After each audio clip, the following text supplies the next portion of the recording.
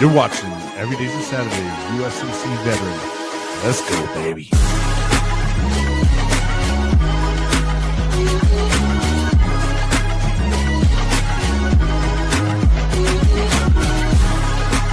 And here's your host, Bryan. And what's going on, friends and family? Thank you guys so much for joining us on another episode of Coffee Talk with Bryan and Marie. Good morning, Marie. How are we doing today?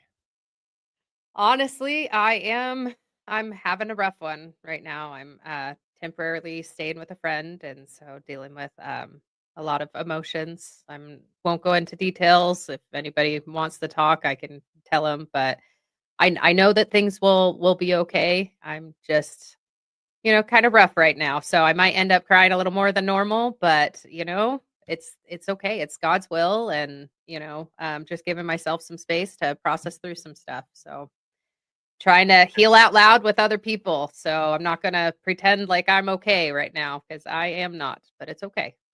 And that's all good. And I think you kind of been going through some stuff this past month, and I think you've come so far with your healing alone that you probably would be in a worse place than you are now. I don't know if you would be here on the podcast with us and stuff like that. So, Dude, you definitely have come a long way. I got to tell you, like God has a funny sense of humor, because I don't know if I said this on the last podcast or You not, did. I but think you may have. okay. 'Cause, Yeah. So I'll just say this again. I was staying at a hotel, and, in my Beer. past, I would have drank going through some hard things. And when I was cleaning up from the hotel, underneath my bed, there was a full bottle or a full can of Bud Light. And that was what I used to drink. And so it was just, God has a funny sense of humor. And I know, and I think I said this before, I know that if I would have wavered at some point, I would have hit the ground, seen that can, and been lying on the ground or sitting on the ground crying, drinking a beer from I don't know where it came from. But I didn't. And that's okay. Yep. That I feel good about the fact that I didn't waver, and I have been trusting God through it all. I have a lot of hope, a lot of faith. I know that this chapter is not over in my life, and it's just a temporary setback right now, you know. And I think it's a true testament, though. I think it, this is something maybe we'll talk about later on at some point, but no matter how many times you heal, right, in your life or go through healing, that doesn't necessarily mean nothing ever is going to come through your life again that's going to have to make you go through another healing process, right? The only difference really starts to be really is that you learn how to deal with it better, right? And you don't go into the spirals and the things that we've done in the past that have put us in really deep places, right? Um, you have more in your toolbox, more things to kind of fall back on, and you've learned about support systems and people to talk to, and like you said, heal out loud. I imagine this is something that we will talk about later on, right? And by the time you guys hopefully see this, hopefully there's a lot more resolution and stuff like that for Marie, because we are pretty ahead of schedule, and we are taping. We're not even we're before Thanksgiving right now, so but And this will you be know, what, January timeframe that it comes out? yeah, this one Yeah. will be around the 16th because the first one drops on the 9th. So, but yes, so everybody out there, please continue to share out Coffee Talk and everything, and let's go ahead and get this going. And how we usually start it off, we brew up some good old coffee from one of our sponsors, and that is good old Cash Coffee.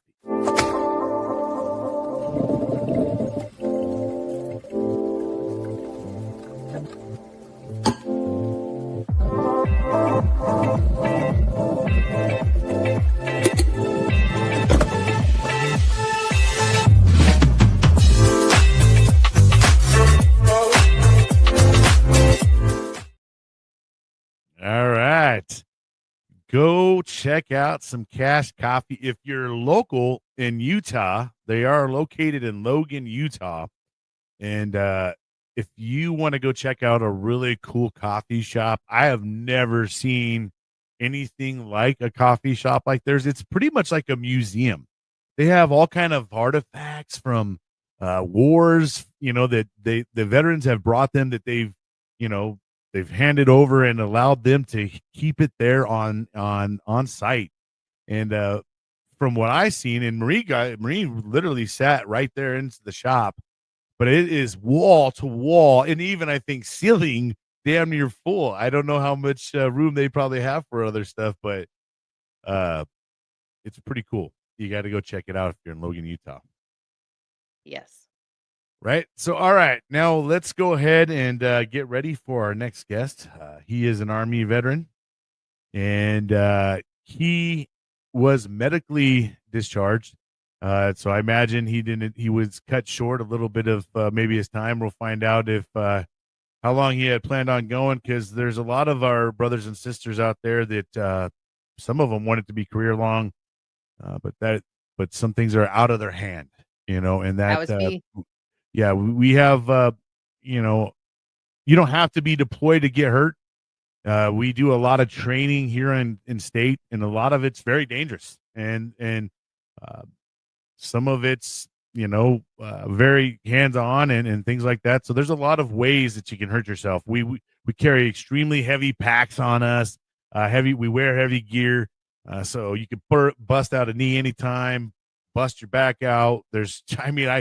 I can't tell you how many injuries I had seen just on a hump, just going on like a 10-mile hump. How many dudes had major shin splints, or maybe the whole bottom of the heel was falling off because they didn't change their socks, things like that. But there's just a plethora of things that can happen to our veterans, who have served. They endure a lot. We do a lot on our body, and that's something that we don't probably share a lot about, and everybody just thinks that, it's all war related and things like that. No, there's a lot of training, and there's a lot of opportunity to get hurt during training. Like I said, you do not have to go deploy to get majorly injured. Right. Yep. And Oh yeah. so, Well, that's like me, like my injury, for those of you who haven't been following and are new, I got medically discharged, and I'm 100% now. But my original disability was my hips. It's my I started having issues when I was in basic training, and then in Germany I had an accident, and then when I was deployed, all of the wearing of the gear and bouncing in the trucks was smashing my hips so bad that my hips just kind of compressed, and there was bursitis and tendonitis and stuff like that. And I went home on leave after 8 months in Iraq. And 8 months in Iraq, and I go home, and the injury that makes it so I can't get out of bed the next day is my hips giving out. Instead of getting blown up, I wasn't shot, nothing like that. It was just my hips gave out. And so that is what ended up getting me medically discharged, because they could not fix my hips. I found out later that it was a genetic disorder that the military made worse. But, that was where it was. Sometimes our bodies just get beat up, and it took a lot. Like, I still struggle with some of the guilt, like, "Oh, why do I get disability on something that was a genetic disorder?" But the reality is it's something that would have happened when I was like 50 or 60, but because of being in the military and the work that I was doing, it started in my 20s. And so that's the thing, is with people who are like, "Oh, I don't nee I can't get my disability, because it's something this, that, and the other." It's was it caused or worsened by the military? That's what it is. So if you are trying to, like, "Oh, well, I don't deserve to get disability," go try anyway, because the reality of the fact is the military does stuff to our bodies that we would not normally do. And I've so heard go. I've heard something in the likes that every 4 years that you serve adds about 10 years onto your body. So that sounds pretty Yes. accurate to me in some cases. So if you did a little bit more than 4 years, God bless you. You know what I mean? And the amount of the that you put on your body is amazing. But before we bring on our next guest, his name is Steven Nihipali, right? I hope I said that correct. May have seen that. We'll have him correct me if I was wrong. But we're going to have Marie go ahead and read us a poem like she normally does. And I'm going to go ahead and remove myself, and floor's yours. Okay. So this poem, I actually just wrote last week. And, one of the things that I'm struggling with is from my past, I have struggled a lot with codependency. There's very much where I have to control everything because I'm so scared of being left behind. Right. And codependency is just something that has been with me since childhood, and it's one of my biggest fights, in coming into my sobriety is I still struggle a lot with my codependency. And what that looks like to me is that I'm fighting for a seat at tables that I don't even want. I know that it is unhealthy, the way that I try to control things, or I try to fit in, or I become a chameleon, or I become a peacock and I have to be loud and obnoxious to be heard because these people aren't listening to me, or this loved one isn't doing things the way that I want. And so I fight to control the situations, and I don't want to be in that kind of situation with friends, with family, with my spouse, with strangers. I don't want to fight for these tables that I don't feel comfortable because I'm trying to control it, or I'm letting other people control me. And so anyways, this poem came to me last week, and it's called Seat at the Table. I never fit in at tables they gave me, chairs filled with electricity. The things that they fed me never felt right, emotional stomach pain with every bite. I outgrew the kid table the day I was born. The adult ones always caused me to mourn. I always fought for a seat at the tables around, yet a comfortable one was never found. I didn't know I was stuck in the same routines, never realizing there were other scenes. I finally walked away seeing I didn't fit in and found other rooms and tables within. Like Goldilocks, I sat at quite a few, and each one I tried helped me feel new. I collected designs for the tables I saw, noting things that made me too raw. Molding them together, I made a table just right, completely covered by divine light. There are cracks that I see and nicks that I've made. I am no longer stuck in the shade. See, the issue I have with many a table, they are sitting in darkness. I never was able to see what my worth was or share my voice. While I was lost, I couldn't see a choice. I now feel at ease at the table I sit. I invite anyone, everyone will fit. The table adjusts, so bring your own chair. Eat what you want. Come, clear the air. I did not like sitting at other tables because people forced me to fit into their fables. The story I'm writing is now my own, filled with love and kindness I'm constantly shown. There are some things I don't want to eat, yet at this table I also get a treat. Peace in the pain is constantly found. The blessing from healing is all around. I'm grateful I no longer must fight for a table that never felt quite right. I invite all to join me when you are able, yet please take the time to find your own table. God wants to nourish you from within, so step away from the tables that you don't fit in. So thank you guys for helping me to be able to heal out loud with you guys and find my table, you know. Thank you for another amazing poem. And you guys go check out sliderbabe.com. All right. We ready to bring on our next guest? Let's go Yes. ahead and bring on Steven. What's going on, brother? Welcome to the show. Did I mess your last name up, man, or did I hit it? I've been called every name in the book, man. So it's close enough for me. All right, all right. It's All good right, to I man. mean, see you, Steven. So the, I met for everyone to know, I met Steven about a month or two ago. One of our future guests is the founder. His name is Michael Tan. He's the founder of the Behind the Lava Lava Foundation and the Behind the Lava Lava podcast. And he is the one that hosted the Veterans Day dinner that I went and volunteered at a few weeks ago. Now, the Behind the Lava Foundation also, they do a lot of stuff, but they also host a monthly veterans dinner meetup. And so they just go to some of the local restaurants in the area and they do just dinners, so they'll kind of share a little bit about what they're doing. Everybody else gets to get up and kind of share what they're doing. They do networking, and it's just a place to collaborate and just be with brothers and sisters. And so I met Steven a few months ago at one of these dinners, and it was just an amazing conversation that me and him have. He's been going through a lot right now, kind of like me, and we were able to connect, and I invited him to come heal out loud with us and share his story. So I am so happy to have Steven with us. It's finally good to be here. It's taken a while, but I'm here. Yeah. Thanks for having me. It's not always, I think sometimes the hard part is just talking, to other people about your situation or talking about yourself in general.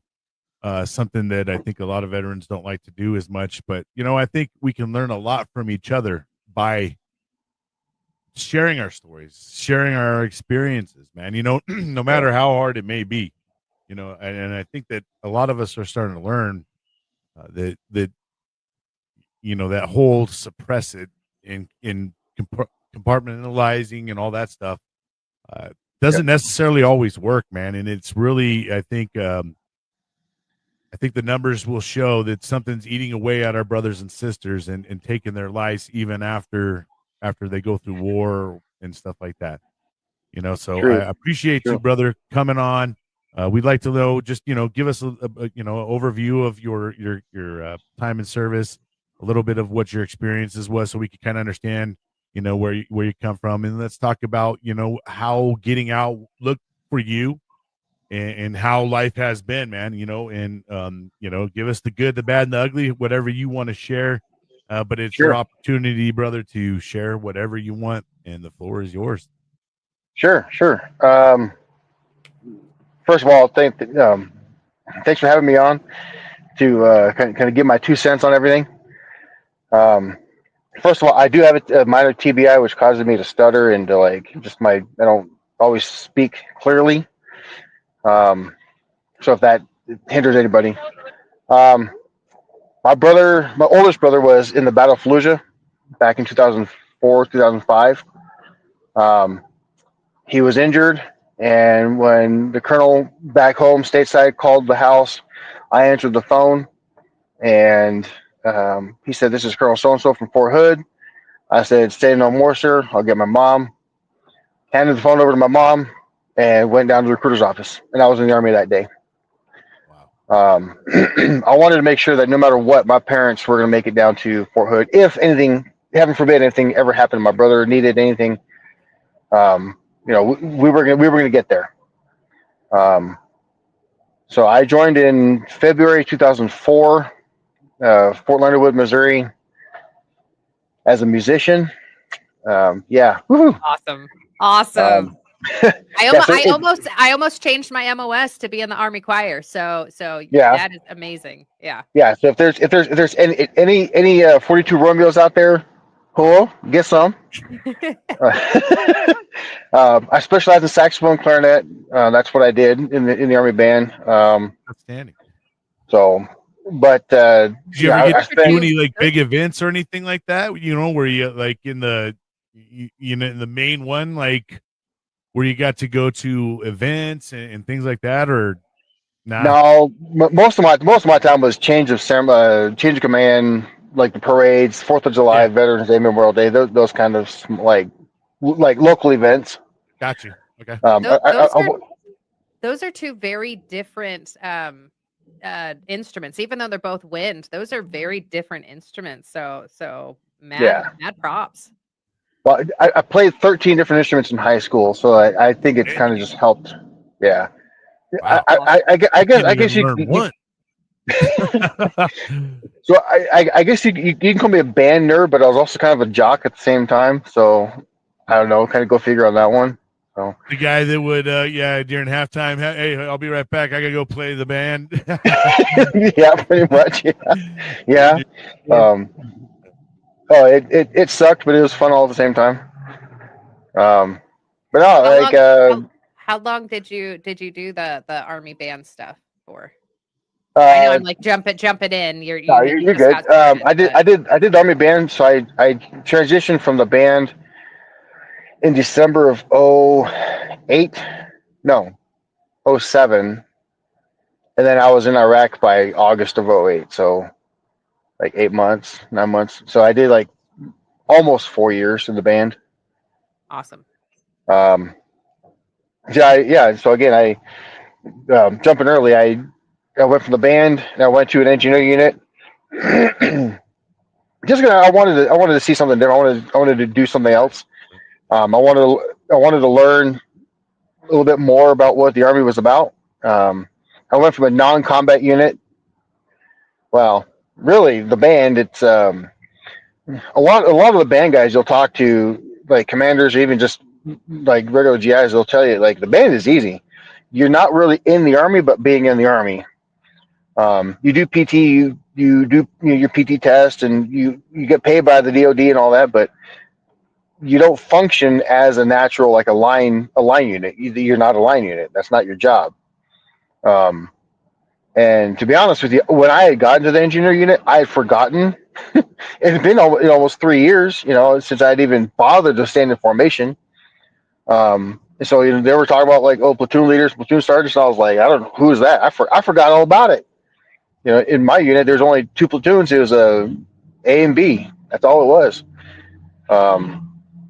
So moving forward, we had again, I went to the engineering unit, and we knew did you have that to go through schooling again and all that. Did they send you back through school, or did you were you able to transfer to the unit?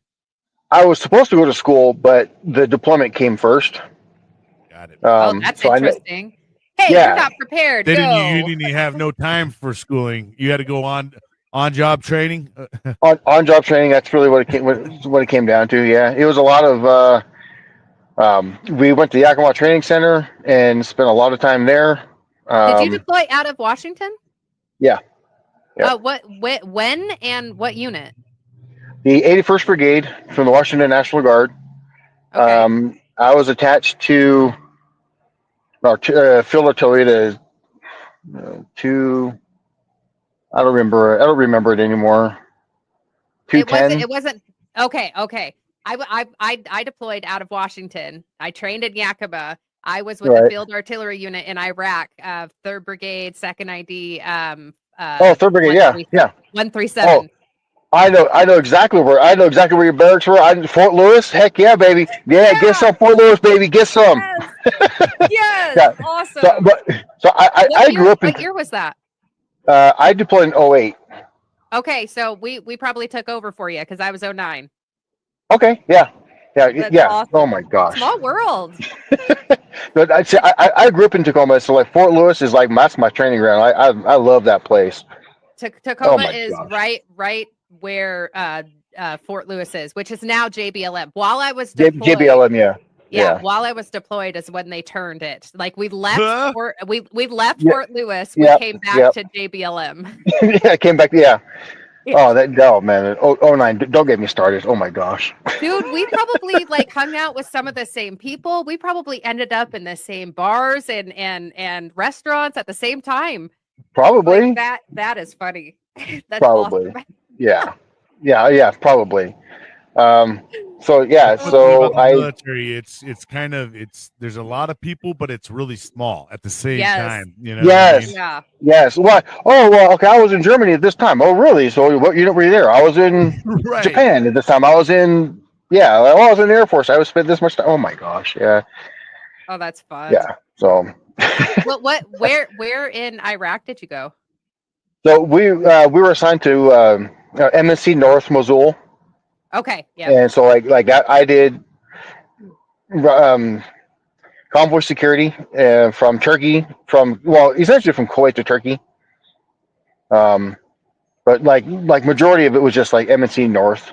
So from Oh my gosh, I don't remember the fob now. It's okay. I was Yeah, at whatever. Warhorse in Bakuba, and Oh, so Warhorse. Okay, okay. yeah. So I was with the field artillery. So I did a full year there, but my first Right. 4 months and my last 4 months were at the aid station, and I would go out on a couple missions and with with Right. with other people. But I did 4 months in the middle of that directly with the field artillery guys, and we did like taxi services for the higher ups when they went out and did their stuff, and I was the medic. Oh, yeah. Yeah. Oh, I hated those taxi services. Oh my gosh, what a pain in the butt. Oh my gosh. We basically are just taking the higher ups where they need to go, and then we sit on our ass for They hours. sit in your yeah. You But we just get sit good around for a food. couple hours until they. Sometimes we get good food though, and we get tea brought to us, and that was awesome. But yeah, Yeah, man. true. See, look at these little conversations. This brings up like stuff. You're like, oh my gosh, you little cobwebs start getting dusted off, right? Like, Yeah. just little Dude, things, I haven't thought about that stuff since I left, and it was like I right? hated it then. I still. Yeah. We all wanted out Golly. so bad, Oh, Uh, jeez. Yeah. So yeah, So I spent. yeah. I was just Oh, gonna say, yeah, tell us a little bit more about your deployment. so I spent 11 months, 4 days in Iraq. They were gonna send me home early. They were gonna medevac me out, but I pled with the guy who I had something wrong with my knee. I had some fluid in my knee, and it was just as brown as my coat. I mean, it was disgustingly brown. When they drained my knee, the guy was like, "Yeah, you're out of here," and I was like, "Dude, no way! I only have a couple of weeks left. Like, so I'll did you stay in bring it or supply." something at some point in time and forgot about it, didn't even realize it, or is it just something that just kind of a lot of wear and tear just because of Uh, all the shit we do? there was a lot of wear and tear. My back's all messed up. My neck's messed up. Getting hit with IEDs. I couldn't really. I don't even know where because he was asking me the same thing. I was like, "Sir, at this point, I don't know what happened. Like, I couldn't tell Right? you what happened No, yeah, yesterday." absolutely. I get it. Adrenaline How rushing too. You don't even how many sometimes feel anything. How Yeah, many times yeah. did you get hit? And I was just gonna say, like with getting hit, sometimes yeah, you bounce around and you don't know what you knock into. But how many times did you get hit? And that I really could. sucks that I you couldn't went tell through you. that. I don't remember. Yeah. There's big ones. There's small ones. There was. They used a concrete truck, and they blew up the compound, the IP compound. It was there. It was there when we left. And it wasn't there when we came back. They actually made us stay away for like it was 2 days, and so they can like do their investigation. Mortared, shelled every day. I mean, you just get to the point where you just don't care anymore. Yeah, I was there for 11 months, 4 days. So, Um, um, can can I ask? I'm sure that the answer is yes, and you can go into as much or as little detail as possible. But did you lose some of your guys?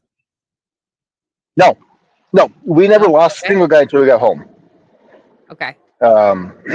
That's probably like the worst of all of it. We didn't lose a single guy until we got home. Ah, Um, man, damn it. Yeah. yeah. Um, we we came close. They put ball bearings like massive, and we're talking big old ball bearings. It's that one ID and came close. It went through the windows, and oh my gosh, like yeah, it shredded that entire truck. Mm. Lost two tires. So yeah, oh that sucked. Now thinking back on it, he was only maybe 3 feet away from getting hit. Now, oh yeah, it would have shredded him if he ever did. But yeah, no. Now we lost a couple of trucks. That was kind of my job was the platoon mechanic to make sure all of our trucks were up and running every day. So I saw firsthand what happened with all the IEDs and just getting them back up and running.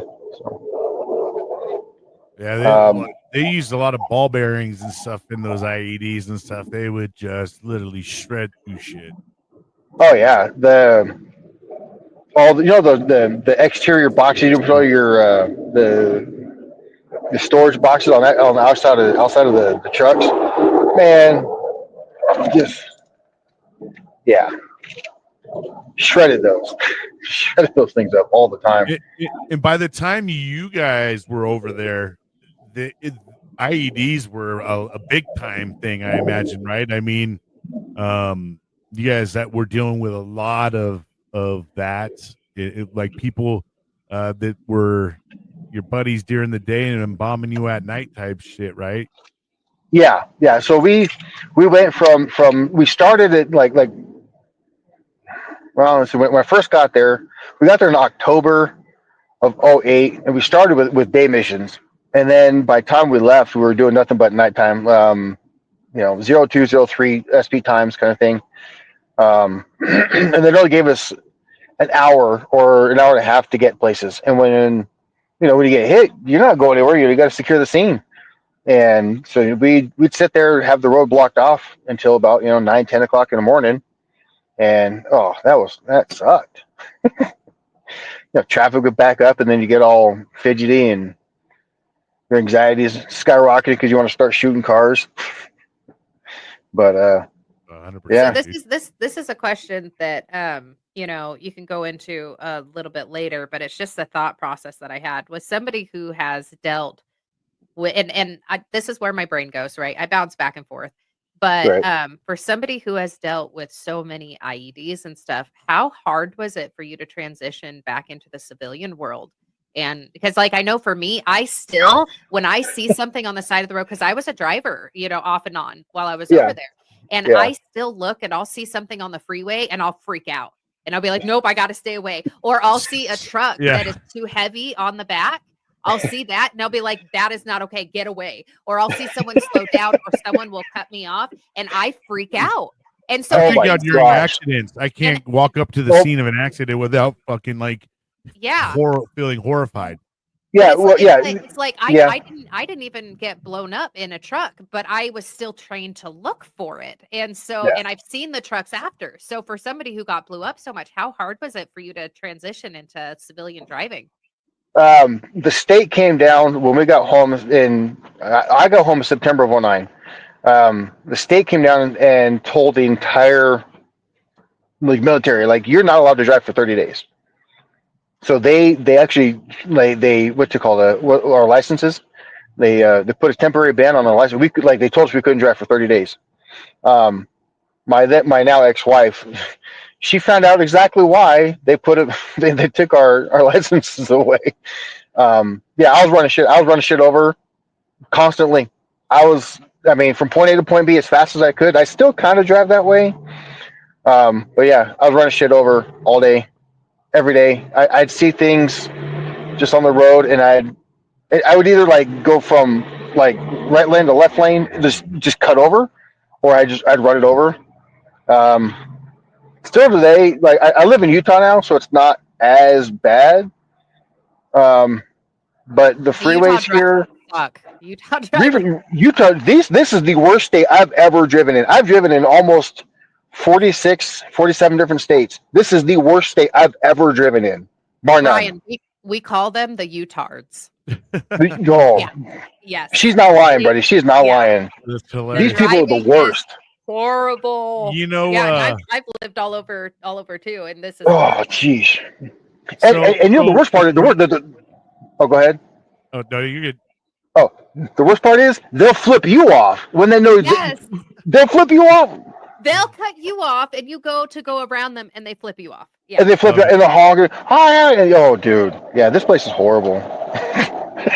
I think it's kind of it's countrywide. Really, honestly, I've driven from California to Florida, and that touched a lot of states. And boy, I got to see the lovely drivers of all the states. Texas is lovely too. They'll honk at your ass if you're in the fast lane, not going fast enough for something. They'll flash your lights and everything. Okay, so I came from South Texas to Utah, and I'll tell you that Texans don't give a shit. They just if there's an accident on the freeway, they'll use the access road, that dirt path, to go to the access road just so they can go around and keep going. They don't bother to wait around. Loose. Yeah, here in California, someone's got a freaking tire flat. Oh, dude, we have traffic stopped. You know what I mean? It's wild.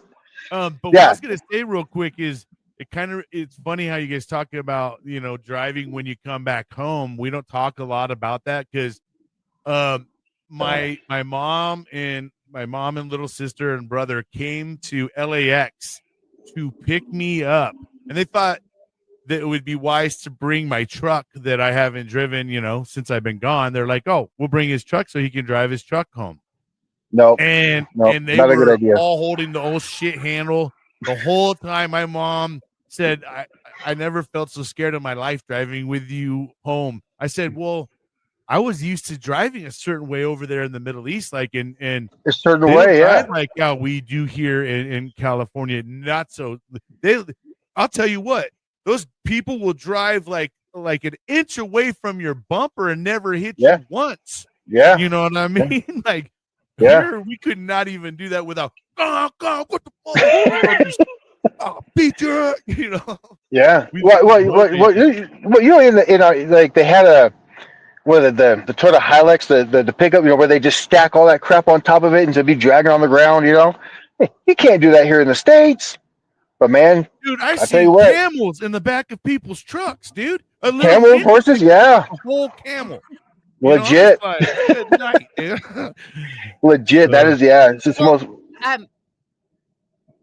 Oh, go ahead. Yeah, go ahead. No, Sorry. go ahead. Well, I was just going to say on something that's kind of like a similar note, I wanted to bring up too, because I wanted to get your guys' thoughts on this. Okay. So when I came back from the deployment, I felt so super racist. Okay.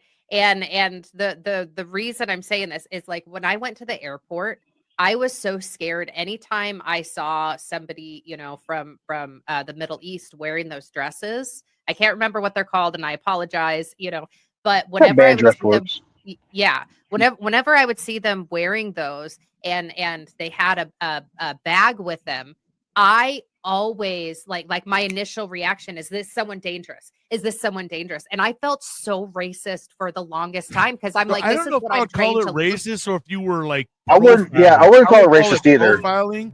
I would call it more like profiling because I was profiling myself. I left the concert because there was a dude that looked like the people that I was experiencing with a flip phone all by himself at a country concert. I was like, why is this dude at a country concert all by himself and he's on a flip phone? And I'm like, oh man, I told my wife we're out. We didn't even make the headliner because I couldn't do it. So, and did the place blow up? No, but But then at the airport, my mind went there immediately. So I think I call it profiling. I don't, and if you profiling, if you put that as racial, then I guess you can. But I would say that you were more because you're cognizant and you're now profiling.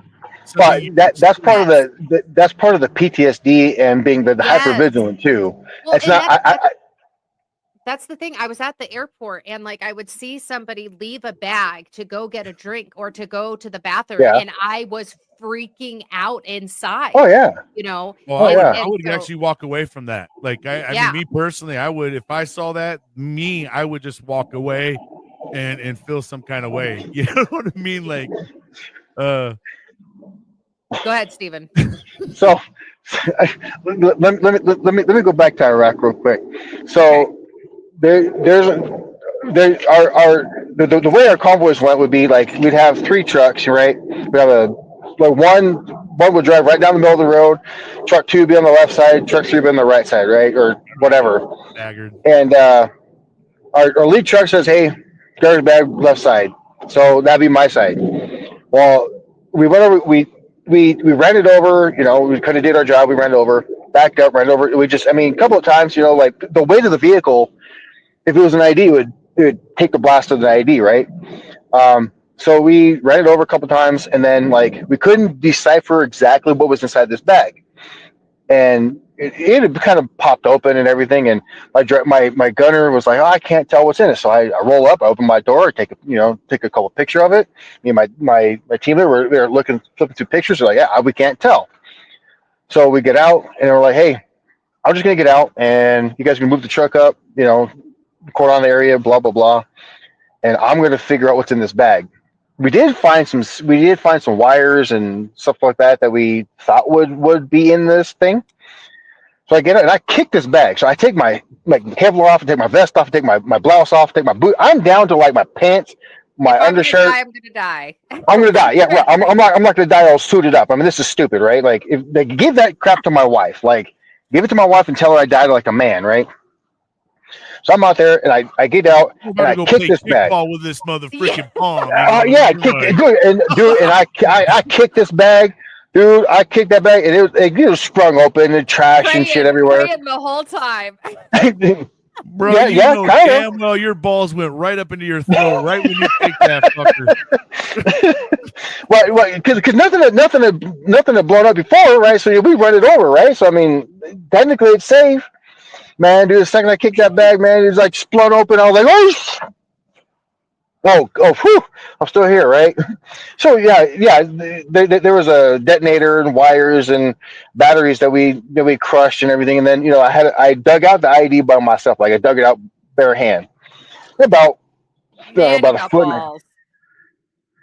Well, gosh damn, it's a good thing OSHA is never a part of the military. yes.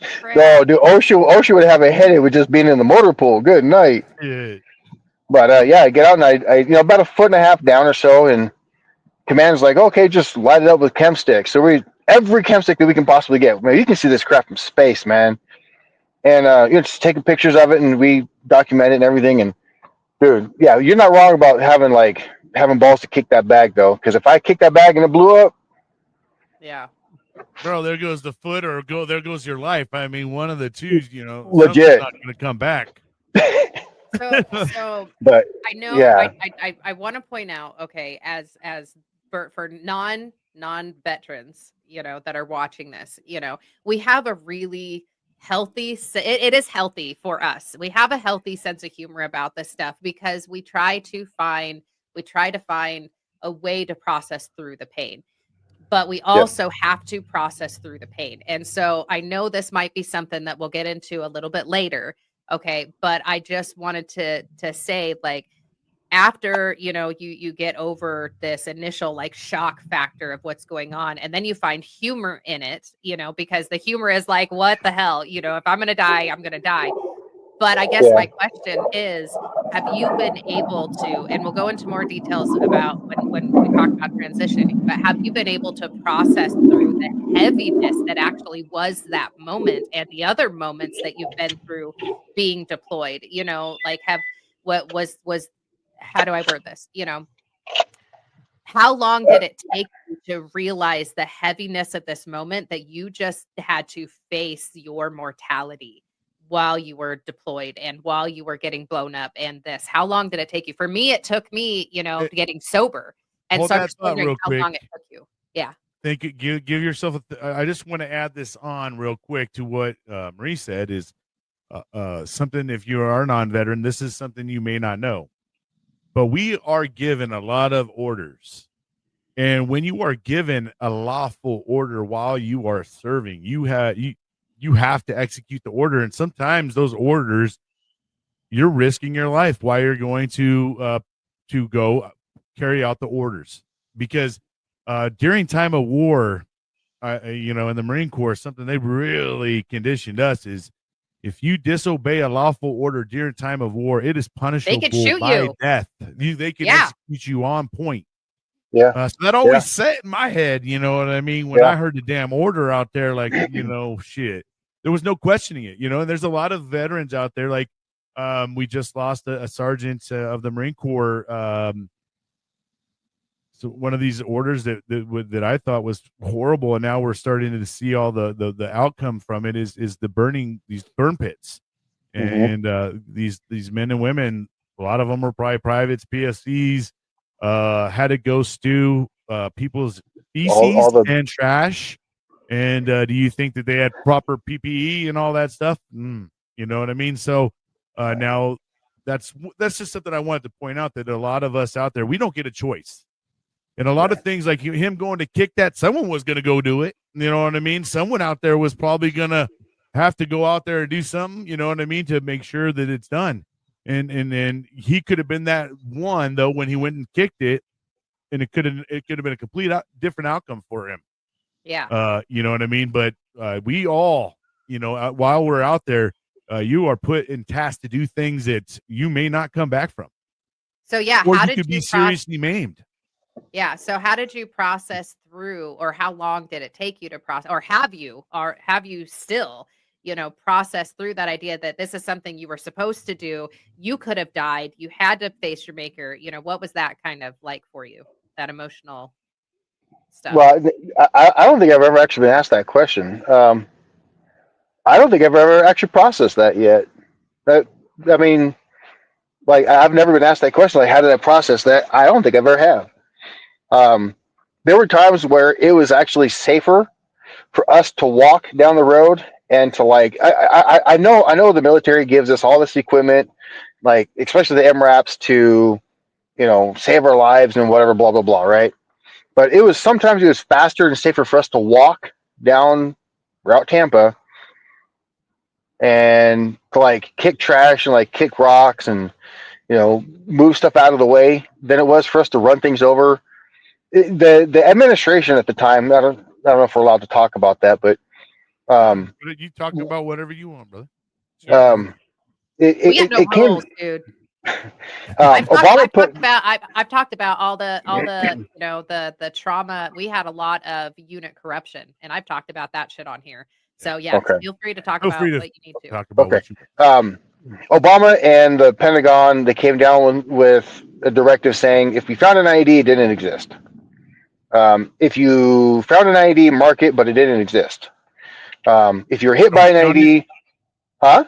Don't count it. They didn't want the numbers to come through. Right. Exactly. So there's when I say they don't exist. Exactly. When I say I don't know how many we encountered, I don't know. I don't remember. I know that when Bush was because when he got in office January of 2009, so that's when everything just went to hell. Like we just started getting shelled. We got hit. When you could see a change. Oh yeah, almost immediately. Things came down because like funding got cut. We ended up stealing shit from other units. Well, not stealing. We reappropriated. You acquired. We acquired. Yes. Acquiring. No, there's only one thief in the military. Everyone else is just trying to get their shit back. Thank you. Thank you. Exactly. We class 7 everything. We just ended up like these like are I said, things to talk about. I think that you don't hear about, right? Is the impact from just to transferring from administration to a different administration, from the change of even when we get different leaders at a unit level or a battalion level or something. Yep.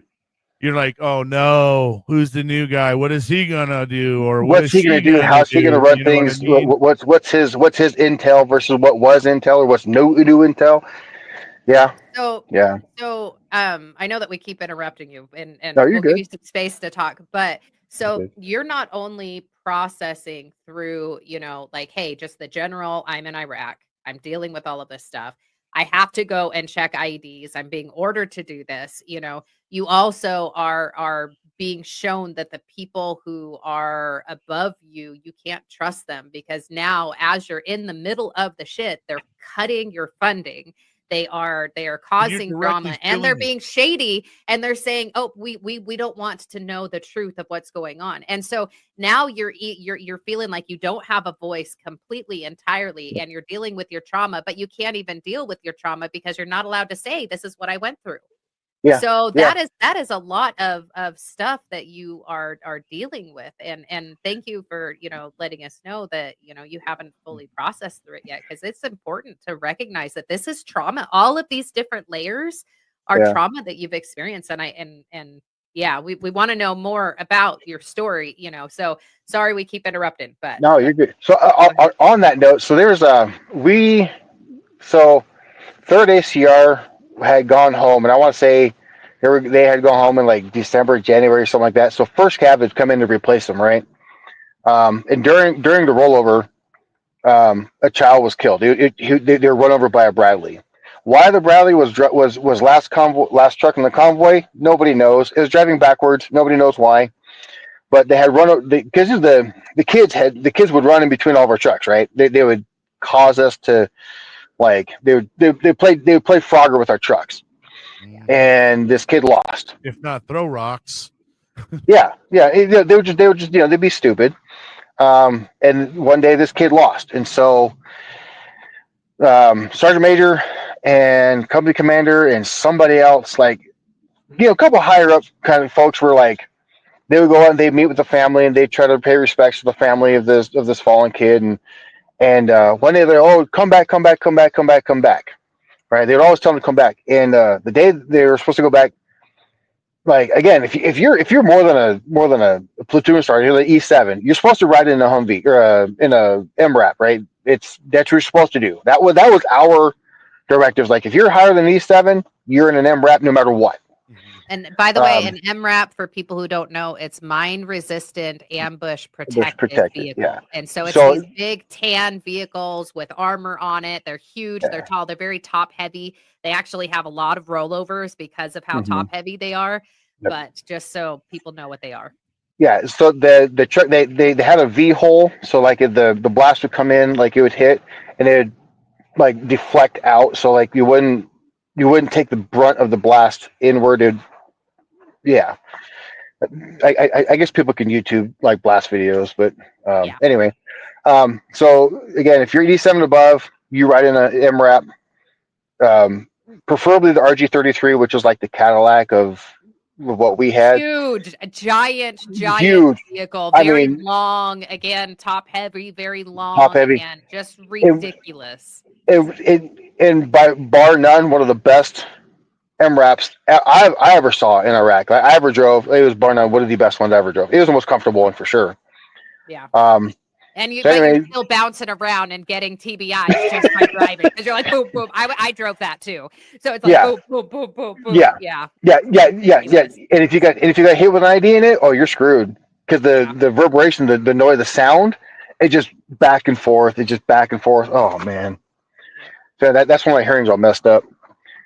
Anyway, so the sergeant major and I want to say company commander or maybe even battalion commander go out and they're riding in Humvee, right? They're protected. There's 5 of them. There's 5 people in this Humvee, and on the video you can see the car, it's way out in the desert, and it T-bones and just boom, gone. Right, 5 guys gone immediately.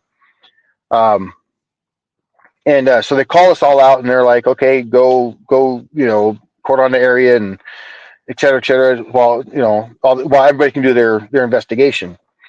Well, come to find out that, like, the 3rd ACR guys, when they were leaving, 1st Cav run them over, and they knew about this guy. They knew about this guy who was, like, all butthurt because his kids got run over, but yet, like, again, he was throwing rocks, he was running between the trucks, you're causing chaos. And I still have not processed the fact that, like, 5 guys, right? We lost 5 guys. That sucks. I'm more pissed off about the 5 guys than I'm pretty much anything else. But what really set us all off, because we were all in the DFAC after all this, trying to like process what's going on. And here it is on CNN. Oh, we lost 5 guys in Baghdad in an IED attack. The fuck? We're in Mosul. We're 3 hours north. We're nowhere near Baghdad. It wasn't an IED attack either. So, like, CNN, just like the news, really, really messed up a lot of information sent back home to the States.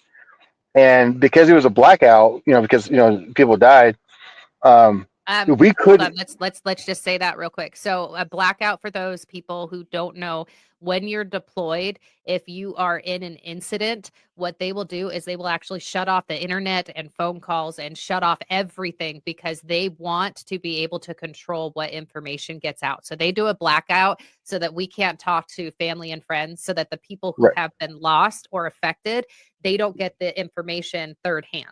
And so they'll do a blackout until everything gets done. But sometimes the news does get a hold of it and messes things up. Yeah. So, like, the next of kin has to be notified first, and then it has to be 3 days later. So, like, a 72-hour stand down before, like, we can even say anything or something like that. Our internet was cut off for 3 days because they didn't want us to say anything. Yep. And by that point, like you're already like after 72 hours, you're already kind of back out on the road. You're kind of already doing your job, so you don't have time to relay that kind of information anyway. So you kind of forget about it, or like you just put it in the back of your head and move on. Our airfield. Go ahead. I was just gonna say, so that's another trauma too. Is you already have the higher ups not giving you the voice of, hey, here's what's really going on, but then you have somebody actually giving you the wrong voice, saying, hey, Yes. here's what happened. And so all of the trauma that you went through is just pushed out the window because it doesn't matter, because here's the story that's being told. And it's a version of gaslighting. It's a version of gaslighting. No. You don't need to be upset about this because this is what we're saying happened. Yes. You know. And so did you start learning a lot about distrust and stuff like that? Like you started learning, I think that I learned a lot, right? About narratives and the way people spin things and stories being like their firsthand, right? And then you see the story that some third party decides to write about, and then you're like, what? That's not what happened. What? Yeah. Like, Wait, hold on. That's not what happened because I was here. I was there. Like the news is telling you this, but this is me. This is what that's not right. And so you can't properly process because you don't even know who's going to believe your story. You know, and then you start feeling crazy. That plays a game on you when you get out as well, right? You start feeling crazy because you're like, did it really happen the way that I said, or is this? And this is what media is doing all over. The media narrative. Do I trust my own brain, or do I trust my experiences, or do I trust what they're saying? And then you got the higher ups trying to hide shit as well. So what is the truth? How do I know young what to believe? when I learned all this stuff, but it was a revelation to me, right? Like because you are being part of it firsthand, and you're seeing, and you're like, what is going on? And that's serious. It just plays into the fact, like I'm 20 something years removed, but my gosh, I now have seen so much more in the amount of division and narrative and things that they're doing. And it's to the point where it's almost like they don't even try to hide it anymore. Right. Like there's a newspaper reporter given access by the state. Like, I guess she was given permission to fly to Mosul and to interview us. And she was given permission to interview us. Like that was her job, right? Before she got to country, we were all put in this, in the chapel, and we're given this briefing of, hey, when this lady walks up to you, say, ma'am, I don't have a comment, or like we were given directives by command of like, don't answer questions, like. Because she asked me a couple of questions. Like, ma'am, I don't have an answer to that. Bro. I really don't know. Whatever. And I lied straight to her face to make the newspaper look good, or to make everything look like shit was okay. When they're embedded with us, like whenever there was, we knew the news was with us. Different rules, different rules of engage, different everything. You know what I mean? You get trained to not have a voice, which goes into your healing. You can't heal if you don't have your voice. See, and I don't know whether some of that was to, so like either A, to protect what's going on, or B, protect the narrative, which doesn't matter. When they're embedded with us, they're going to, as soon as they allow them to come into the playing field with people that are going to war and doing that stuff, they're going to allow them to be the storytellers, and they get to be the authors and the narrators of the story. And if they're working for X, Y, and Z or something, and that person doesn't have that same drive, they're going to spin it into a different story. There may be some links to what they're talking about, but the facts is where they smear the hell out of the facts, right? And then that's why the helmet cams became such a big thing for us, and for the special forces guys and all the guys, you got the Marines with the helmet cam things. that's why that became such a big thing, because the stories and the stuff that was happening over there was not being told the truth. And the helmet cams were going to tell you, because they're going to release that footage, whether the news wanted it to or not. The DoD, like, I had some footage that was deleted off my camera of an IED, and we saw the guy. We saw the guy standing on the on the hillside.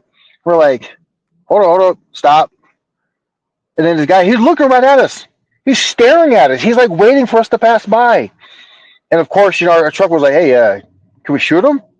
Oh, does he have, the PID, does he have a weapon in his hand? Does he have an RPG? Does he have a rifle in his hand? Does he have a detonator? Like, how are we supposed to know if he has a rifle in his hand or a detonator? Really? Like, freaking, we use pressure plates or the infrared sensors over there. We don't know if he has all that crap in his hand. He's not a combatant because he doesn't have anything in his hand. We didn't know, but he sure is standing there watching us drive by, though. That's like. I was just gonna say, like, I'll let you continue that, but I had a friend who really struggled with that idea that he was watching this this cave and these bushes when they knew that combatants had been there at some point and whatnot. They were watching it and they were told if they see movement, you just take out whatever it is. And he ended up taking out a woman and her children because they got the go ahead that no matter what you see, you take care of it. And so it seems like you're getting the opposite there, where you're like, I don't know if this guy is bad, but he seems threatening. Like, I want to make the action, but I can't. And so both of those are traumatic. So what happened? We were under extreme rules of engagement. Like, I don't know about for us, like, they handed us straight up like cards of rules of engagement, and pretty much it was basically someone had to get plucked out before you could even return fire. Like, I mean, it was like one of those, wait till someone gets hit, then you can return fire almost, or you take incoming fire. But if you saw a threat, like you saw someone just standing there with an AK or a handheld, you can't just blast his ass. I mean, you know what I mean?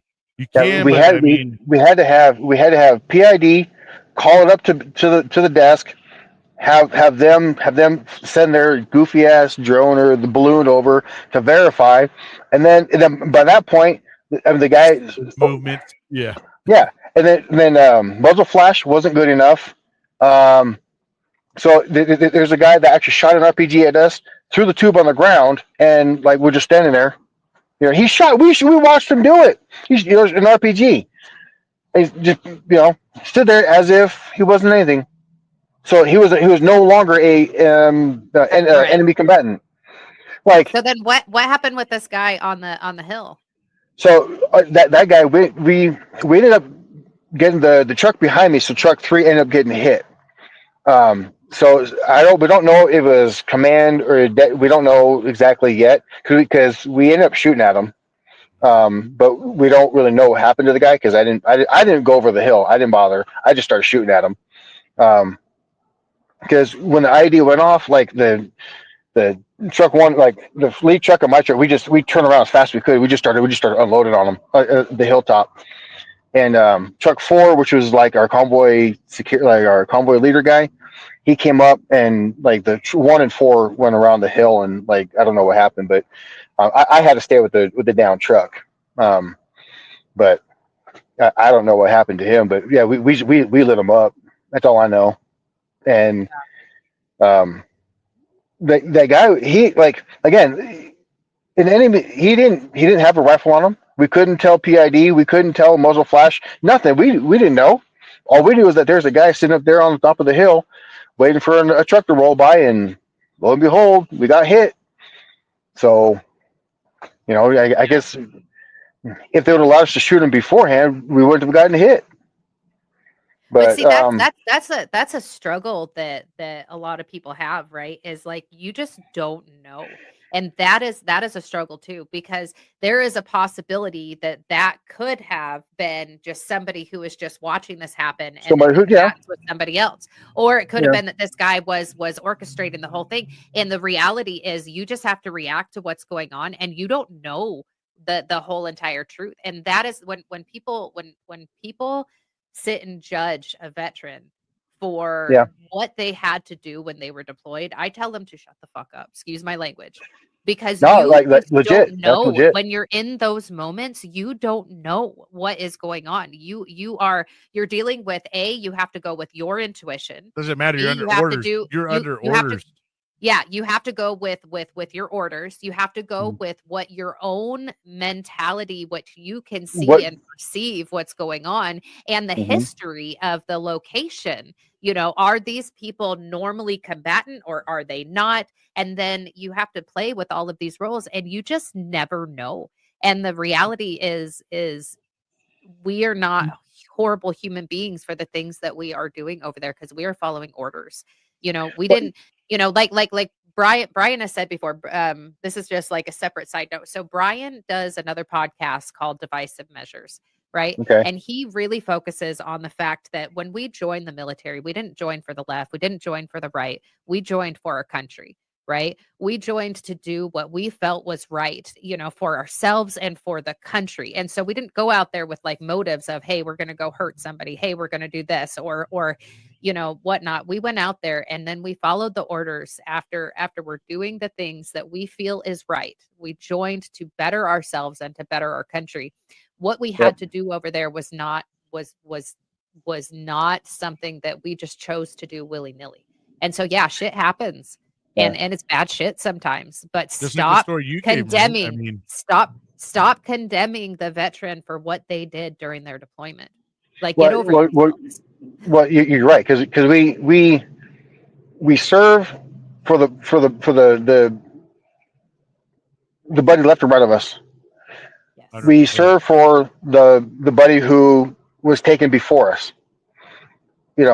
Um, I like to say that I serve for those who can't or who couldn't, disabled, whatever, wheelchair bound, etc. Who love this country, who are patriotic, but physically, mentally cannot serve. That's why I did it. Yes, I know my brother got hurt, and that's when I went down to the recruiter's office. I know, but like it hit me that when I came home, like I got spit on when I came home when I was in the airport, in Portland. Go figure, Portland, right? And leftist hellhole, but oh, you're a baby killer, bitch. You have no idea what I did over there. Okay, you have no idea what the hell I did.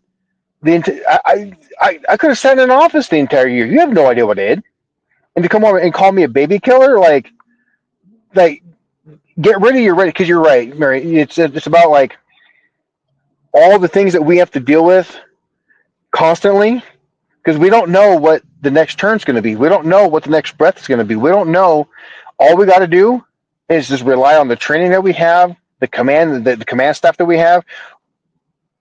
I didn't lose faith in my platoon. I lost faith in the bigger structure. Like my platoon was like, that was my family. And it sucks because I don't talk to any of those guys anymore. I've lost contact with almost everybody except for one. But 4 of my guys are now passed away. Were they the And 22? 3 of them were. Yeah. 3. Yeah, And Brian and I have both lost a lot for that too. Yeah. and the one ended up going to Afghanistan and like coming home, and immediately it took him less than 72 hours after he got home from Afghanistan, and he had hung himself. But the worst part about it, he was in the VA parking lot, and he did it. Another one, I think he was maybe like a year or two later. We had gone to the range and done some range stuff, and he was like, "Hey, Nihai, I'm not feeling it, buddy. I'm not in it, like mentally. I'm just not here." And I was like, let's go talk it out in the truck, whatever. And we got out to the parking lot, and he's like, he was having issues with his wife, like all the rest of us do, our spouses and everything. He's like, yeah, dude, she's doing her own thing. And a week later, he put a gun to his head and he's gone. And then one of my gunner, He was my third gunner. He ran himself off a bridge there in Seattle, and Damn, dog. that was his way of saying he just couldn't handle it anymore. So I'm so sorry you had to deal with that, dude. Yeah, Okay. it's always a rough blow to hear about all these men and women that make it home and then they decide to take their lives when they get home, and then we're still giving numbers to the enemies. That part really bugs me, and it's really unfortunate. And that's one of the biggest reasons why, this podcast is tries to be a avenue for people to talk, man, and just get their stories out there so others can hear about it. And then, are we saving lives? I don't know, but I would hope so. I would hope that people hearing that there's others that go through a lot of struggles, but are still able to, at the end of the day, have a smile on their face and got through it. You know what I mean? I think a lot of people feel like when we're in something that it's like it's permanent, but a lot of times I'm not when gonna they lie and say say this that, too shall pass it's yeah. really true. I'm not gonna lie and say that my life is perfect. I've in the last 6 months, I'm not gonna lie. I don't know how I'm still here. I really don't. I have no idea how I'm still here. Sure. I went through my own divorce, and it's a girlfriend. I call it divorce, but she moved out and became like non contact, and like if it wasn't for my therapist, I probably wouldn't be here. Um, Relationships weigh heavily upon us, yeah, and it I've gone through a divorce and with kids, and I will tell you, man, it's something I don't wish upon my worst enemy. It is not for the faint of heart, man. It's a struggle. I get it. And especially when you already have PTSD, right? And you yeah. have a lot of other things going on in your life. That just weighs so much heavier on you, so Yeah. how, I So mean, dude, I get it, bro. That's the thing about this. And that's why we have this show and to talk about these things, man, because the struggles don't stop. And No, they don't. you could be in the green grass, one moment and be dead as hell the next. So this is a great transition here. Okay. So what kind of was your transition out of the military like? What resources have you kind of utilized to help you process through some of the stuff? I know that you said that there's still a lot that you haven't processed and you're right in the middle of it, you know. But I'm just curious if you would be okay because this is the meat and potatoes of what we'd like to talk about. We want to give people a voice for their deployment or for their struggles and their traumas, but we mostly are trying to give people that hope that you can find a path forward through the pain. And so what was kind of your transition out, and what kind of programs or people or experiences have you utilized or had that have helped you to get to the point where you're at now? Let's start talking about the struggles and the successes, man, that you kind of Yeah. went through. You know what I mean? And I imagine too. You said you were medically discharged. Now I don't know if that played a part on your transitioning out as well, because sometimes, I know that some people when they got to go out a little prematurely or not the way that they really wanted to go out, it also plays a little mind. So A lot of let's talk unmet about it. expectations. Yeah, Yeah. so I wasn't technically like medically discharged. The Army actually denied my claims. Ah, But as it sits now, I'm 100% through the VA, thankfully. Awesome. So the Army, I don't know. I was told I can go back to the Army and like get my claims re looked at, But I said, you know what? Forget it. I'm already 100% the VA. I don't want to touch it. And like, I don't need to go anymore. It's if the Army were to get involved, they'd probably screw it up again. But I had my hearing, my vision. I have a flash burn and everything, from IDs, and some of the anti-warfare stuff that we had. It would cause the buzzing in my ears. So that's what I hear now, and I don't know if anybody else has these issues. I would love to know if anybody else has any of these issues. I got Tinnitus, ringing. buzzing. Oh The yeah. ringing. Oh Yeah. yeah. The Yep. tinnitus and everything, like Yeah. it was caused by the anti-warfare stuff that we had. It would get into the electrical systems of our headsets, and dude, anyway. But as far as transitioning out was, there wasn't a lot of help getting out of the Army. There just isn't. There's no help. Nobody in 09, 10, 11, nobody cared. The war was still going on. Yeah, it wasn't the war anymore. Is what they transitioned it from the war to Operation And I enduring don't freedom. remember. Yeah, and so like Yeah. So they it went from changed. And so, Iraqi like, freedom to enduring freedom. Yeah. enduring freedom. There you go. And so it Like had gone they're from like rebuilding. They're like it's the Yes. rebuilding phase and right. handing over to their government. Yeah, and so like the funding, the press, the media had all but forgotten about it. And once you're home, oh well, you're home. Forget about it. Like you're good. You made it home. I spent at least a good year in, like, my ex-wife still call it like the cave. Like we bought blackout curtains, and I lived in a cave. I Isolated. isolated, had depression, Disconnected. PTSD, the whole thing. Like, it sucked. It was horrible for my two oldest kids, who were 4 and 5 at the time. Life in that house sucked, and I will be the first to admit it. It was horrible. I am not proud of it at all. I'm not proud of it at all. I'm not proud of the way I have conducted myself since coming home. But I did a year of like therapy at the VA.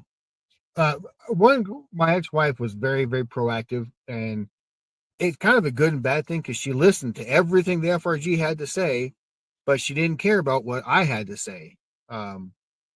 So she was very much like, she was ready to hit the ground with me, rolling for my disability paperwork, and was like, had done all the FRG had like indoctrinated into her. Oh well, he's gonna come home like disabled, so he's no good. For those who don't know, like me, what is FRG?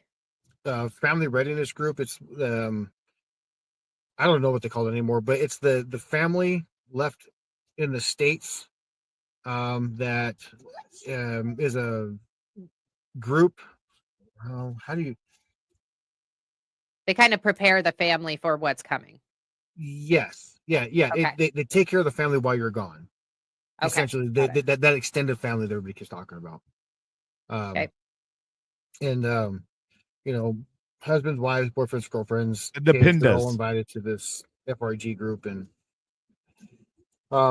yeah, she had like learned all this kind of stuff about, oh well, he's going to be broken and disabled when he gets home, so have all this kind of stuff lined up. And she did. She had it all lined up. But she just did not listen to me. Like, I was too broken for her to care about, So that didn't help any at all. And then I got in touch with the Wounded Warrior Project, and Awesome. moved to San Antonio about a year after I got out. And that's like, moving to Texas, that was the transition period. Like, that's what I needed. Because in Washington, like, there was no help at all. Like, there was like, nobody cared. Okay, let me just touch base on this. Okay, because that's where I deployed from and that's where my unit was. I've got a few friends that are stuck in there and they are struggling because the VA there is miserable. It's horrible. Like I've got a friend who is really struggling with suicidal ideations, and he's in a place that there is nothing around, and the VA is not paying for him to be able to get outside help. They're not paying for community care. And apparently it's months to get an online therapist and sometimes years. And so Washington is falling behind. They are, so even back then, like I got blessed because I was medically discharged and I already had my disability when I got out, but trying to get the healthcare out there was ridiculous. So it is still sucking, 10 years later, 15 years later, 15 years, it is just getting worse. Yeah.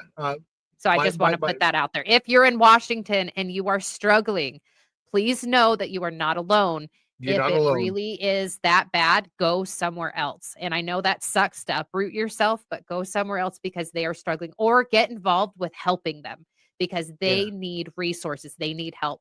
Or check out the vet centers. Check out the local community options because the VA in itself is struggling. So either get involved with helping, but do not give up. Please do not give up. All right, find the resources that are available for you. Amen. I'll take this opportunity to say this. This is exactly why we need universal VA care for all 50 states. It should not be different from one state to the other.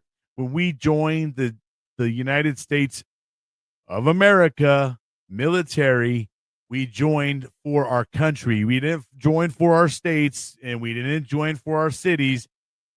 So stop treating everybody different when it comes from state to state. A veteran is a veteran. It is not a California veteran. It is not a Texas veteran. They are a United States of America veteran, and we need to get that fixed. We have Veterans Day, which is a national holiday. We have Memorial Day, which is a national holiday. 4th of July, which is a national holiday. Veterans are not a state holiday. Veterans are a federal system. The VA is a federal system, and it's. I can't. Everybody talks about politics and wanting the universal health care. Look at the VA, people. I mean, just look at the VA. Yeah. So I feel you. I feel your struggle, but okay. So you moved. You struggled, but you didn't give up, and you moved and went to Texas. I moved to Texas. I got a couple of buddies and.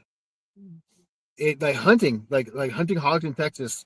I don't know if you guys ever been to Texas or you guys ever know anybody who goes down there, but I was stationed down there for a little while. My training was there as a medic. Yeah, Fort Sam. Yep. Mm-hmm. My gosh, I mean, if you can get back down there and go hunt a hog, I got involved with a couple of guys, because of the Wounded Warrior Project. A couple of amputees, burn. There's the Marine. He was actually he stepped on an IED and was technically dead. Like they put him on a body bag and put him in the chopper, and he sat up in the bag on the bird. Ooh. Okay. Almost made the bird crash because it freaked everybody out. I can imagine. Yeah, right. I mean, you literally have this dead guy sit up on a body bag like it's not, He's a 99% burn, and he's missing both legs. Another guy's missing a foot, and another guy's missing an arm. I mean, so I just got involved with. I just tried to get involved with what I could. I got into hunting and fishing, and Texas does a very good job with veteran involvement. And if you're having a bad day, all you got to do is call somebody and bam, you'll have somebody at your door within 20 minutes. I called one day and said, hey man, I'm just not feeling it. And 20 minutes later, I was on the lake. I was fishing. I don't even know how I got there. I just know that 20 minutes later I was on the lake. Is this just all through the Wounded Warrior Project or just the veteran community there? Just the veteran community that's there. Awesome. Yeah. So San Antonio, for people who don't know, is where Fort Sam Houston is. And so they've got huge military and veteran community out there. And it is beautiful out there. And there's so much nature to be involved with. You know, I remember what was it? The boardwalk around the lake out there. Oh yeah. Like Yeah, that the is Riverwalk. yeah, the Riverwalk. Thank you. Yeah. And it just beautiful. So Yeah. it's awesome that you found this community. So there's Lackland, which is the largest Air Force facility in the world. It's where all the basic trainees go for the Air Force. There's Randolph Air Force Base. Is that in San Antonio too? There's 5 installations. There's 5 installations in San Antonio. Holy crap! I did not know that. So that's even bigger than what I thought. Texas is huge. Everything in Texas is bigger. They say, right? Yeah. San Antonio is the 7th largest landmass city in the United States. So there's Lackland, there's Randolph Air Force Base. They do pilot training. All your cargo jets, all your fighter jets, like it's all where all the pilots go to do their training. And then Fort Sam Houston. That's where like all your medical is at. Every branch of the military goes to Fort Sam now. And then there's like I can't remember the name of the other one. It's where it's like all the National Guard go. They do all their training out over there. But yeah, like if you're a veteran and you need help, reach out to another vet, seriously, and then they'll reach out and go on Facebook. There's shit everywhere on Facebook, dude. There's a lot of nonprofits now. Yeah. So one of the things that I do, Steven, and I know we kind of talked about it before, is I do like recovery advocacy for trauma and addictions, and I have become a giant networker. I have gotten involved with so many different veteran organizations on Facebook and just in person, you know, because I'm doing the small business thing through the Davis Tech, you know, the VBRC Veteran Business Resource Center. You know, I also have gotten in contact. There's a huge, you know, community of veteran podcasters. So I've been like connecting with them. I've been building a network of resources. And every time we interview somebody, I am collecting resources that they utilize. So I'm taking notes with every interview and like what resources have they used. And I'm actually working on, Bryan, I found a guy I think he's in Florida. He's a VSO, works for the VFW, and he has agreed to help me put together a database. So it's not just me collecting these resources anymore. I have someone who's helping me, and we are developing this database. And the goal is to hopefully have this database involved with the TAPS process when people get out of the military, so that they can say, hey, what state am I going to? This is the state. Here are the resources available. So I am trying to just collect and network. And so again, if anybody, you know, wants some resources, I've been collecting and I will help you find resources. So email me, marie@sliderbabe.com. Okay. The resources, there are so many resources out there, and connect. You can go on Facebook and just type in veteran. Now you do have to do some digging, because there are some organizations that are sicker than others. There's organizations who are like just looking for props and you know, notoriety and stuff like that. So you have to be careful with that. But there are so many resources available, and there's so many of us veterans who just want to be there and support you. So reach out to me, reach out to Bryan. You know, I'm sure Steven would love to be a resource for you too. But yeah, you are not alone. If you are struggling, reach out. There's so many resources. And then again, as always, I'm just going to throw it on there. Bryan can throw it on there. If you can't get a hold of someone, 988. Call the crisis line. Veterans press 1. It's just other just people who are there to talk. So yes, Steven, thank you for just saying, just reach out. You know, that is the thing, is reach out. You are not alone. You feel alone, but there's so many resources, so many people that are out there. So thank you for encompassing, hey, I've gone through hell, but I'm not alone, and I reached out for help. So thank you for saying that. Let me interject.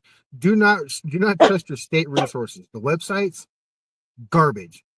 Calling your DNR, DNW door, your Department of Wildlife and Department of Natural Resources, garbage websites, y'all.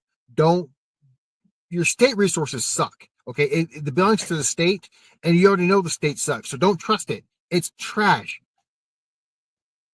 Go to the next veteran and be like, hey man, I'm gonna go hunt.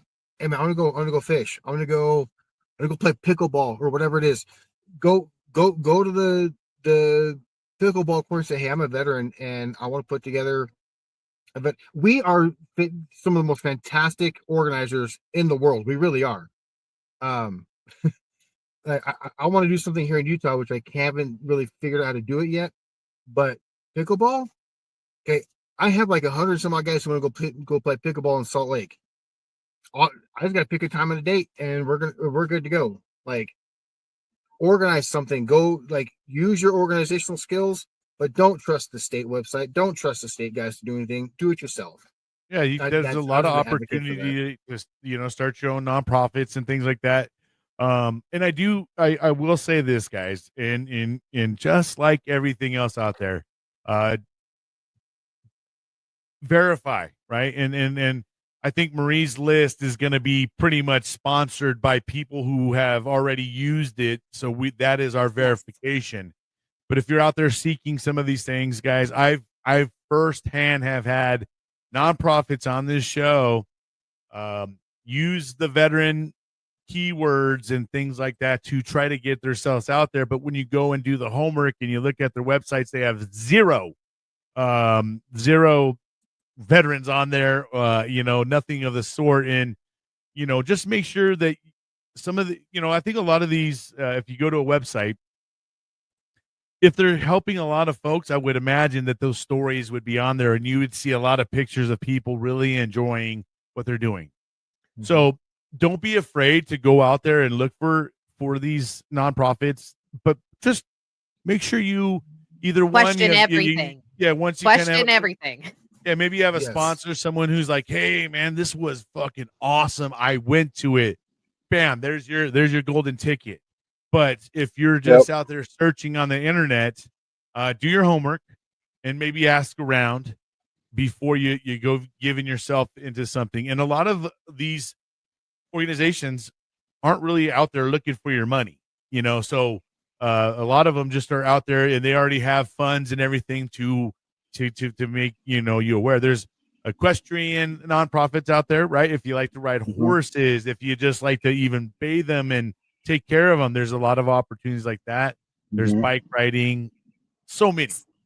Steven, I was just going to ask, you had told me about some organization that really helped you in Texas, and I can't remember what it was. Do you remember which one you were talking about? You're like, I want to get something set up like that in Utah. Yes, the oh my gosh, Warriors Weekend. If you can Facebook like the whole Warriors Weekend. They do a weekend in May to where they'll bring in people from all over Texas. Like, it's veterans from all over, and they'll shut down Port O'Connor, which is south of Houston. It was kind of it's on the east side of the state. In between, anyway, just look at Port O'Connor, you'll find it. It's in Texas. In Texas, yeah. And they partner with the state. They partner with the Department of Natural Resources. The Coast Guard gets out there, and they have thousands of boats, of chartered boats. The guys who volunteer their time to go out and take veterans to go fish for a weekend. It's you fish Saturday morning all up to noon or something like that, so lunchtime. And then, you come in and you do a contest of biggest fish, biggest weight, that kind of stuff. And, there you go. That's it. There you go. Dude. Hey, Bryan, send that to me. Share those guys, I went maybe 2, maybe 3 years in a row. I took my service dog the first year, and dude, it was just amazing. Like these guys go out there and they go all out. It's like you don't pay for anything. If you need a specialized diet and you say, hey, I can't eat this, or I don't want to eat this, or like if you want a diet Pepsi, somebody will find you one. Just room and board for the weekend. It's I drove in Friday night and I left Sunday morning. So they'll do like opening ceremonies Friday night. They do a flag ceremony, and then awesome. Saturday morning you'll go fish, and then Saturday afternoon, evening you'll do like the banquet of like the awards and all that, and then Sunday morning you eat breakfast and go home. But it is legit, like my mind and like mentally, you're not focused on anything but that. It is the greatest. I don't know every state, but this here, like what Texas does and what these guys do, they help so much in getting veterans to not think about the trauma and the stuff that happened. There's other smaller organizations in San Antonio and oh my gosh, what's it called? Veterans in the Outdoors. My buddy Darren. You guys remember the flood that happened in Kerrville, Texas, a couple months ago? Yeah. I used to hunt that entire area. I have people that I know that are missing still. They know some of the landowners and all that. Yeah, they're still missing. My buddy Darren. To hear. Yeah, it's horrible, but we're just trying to make the best of it. My buddy Darren, if you, I'll send you guys his information, and anybody in South Texas, you guys want to go, I'll get you guys his information, and I'll put you in touch with him, and he'll take you out for a deer or a hog, and again, They go no judgment. Too? Yeah, you'll go fish. Look at right there. Right there on the river. So that is awesome. Now yeah, I want to clarify something that you said. That they help you not think about what happened. And I just want to clarify probably a better wording on that is they help you enjoy life in spite of what you've been through. Right? Because I'm sure that they there's people there that will chat with you and talk to you about things if you need to, but they help you find the peace in the pain. Is that correct? Yes. Yeah. More of a non, like, because it's not, you're not there to like do therapy. It's like fishing is your therapy. Your boatmates, the guys you go out on the boats with, like that's time to talk. I did that the very first year I went out there and I talked to like two or three other guys that were on the boat, and I was like, "Hey, man, how are you guys coping?" Because I was still kind of fresh, new being home, and I asked them how they were coping being home, and that's when I learned about I hunt, I fish, I just talk to other veterans. Like I don't go to the vet center, I don't go to the VA. I get involved with some of the more local guys, and so that's what I did. So you started seeing yourself connecting again, because. Obviously, like you said, bro, you kind of were in a deep, dark hole. And yes. What was the pinnacle point for you to say, you know what, man, I want to start looking. I want to get. I want to start living. I want something different. What was that big factor? What was kind of your rock bottom or something that kind of maybe where you started realizing, oh shit, you know what, man, I'm getting dark in this place and I don't like it. That's a great question. Okay. We moved from the apartment to the house, and the house, they were putting out the baseball, like the Little League flyers, and I was like, oh, baseball! I love baseball. I still love baseball. Like that's why I love baseball. Yeah, I'm a huge Mariners fan. Huh? I said, go Dodgers. Yeah, hey, go Dodgers, right? I'm a big Mariners fan. I was like, you know what? Let's go down to the fields and let's go try it out. So I got my older two. My older two signed up for baseball, and and I was like, well, that's kind of cool. Like, I'm involved with veterans down here, and now with the baseball, and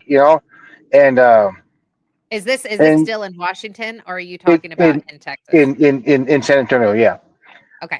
in San Antonio, and it was just like, dude, like I can actually do this. I can become a coach. I can become involved. I can become involved with the community.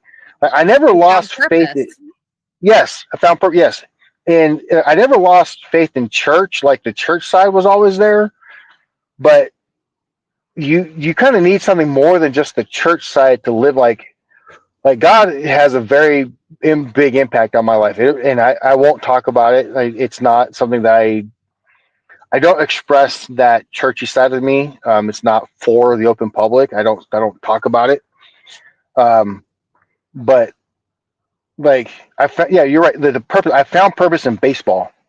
Like I will coach anyone. I've done coaching. I've coached kids who are handicapped. I've seen the change in handicapped kids. I've seen the smile. When you've done something and that person just finally brightens up and you see the smile on their face. I've done that. I've helped be there to do that. That's when I changed. Like that's where I became more like I can do this. Like my life has more purpose than being depressed. My life has more purpose than being like the asshole that I have been, or like I can't. I have so much back to give back. I can't live like this anymore. I now have to do this. I have to live for something else. Being out of uniform, when you take that uniform off, you no longer get to stand in formation. You never spend 7 hours in the motor pool jacking around doing nothing. You don't spend 2 weeks in the field freezing your tail off. The camaraderie is gone. But baseball and coaching and getting involved kind of helped to bring that back. It gave me a sense of purpose. So I love that you're talking about how, you found that purpose and then you started getting involved with the veterans and this was in San Antonio. I want to kind of move forward now. Moving to Utah. Kind of tell us your transition of going from Washington to moving to Utah and then some of the struggles that you've been working through since you've been here that you kind of touch base on and the resources that you have utilized here and how have you brought that purpose and that mentality and that camaraderie that you found there to help you during your struggles now? Or There have wasn't. you? Or are you still in the process of trying to find your camaraderie here? I guess. Are you still in the process of trying to find your purpose here? So just tell us about that transition here and where you're at. Yeah. Going from Washington, there was nothing. It just sucked. Texas, I thought I lived my best life, and then moving here, like I was involved. I was working, but I just didn't feel like I was involved here. I still don't feel like I'm involved here. I've kind of lost sense of that purpose of what I'm doing here. How long have you been here now? December 18th will be 3 years.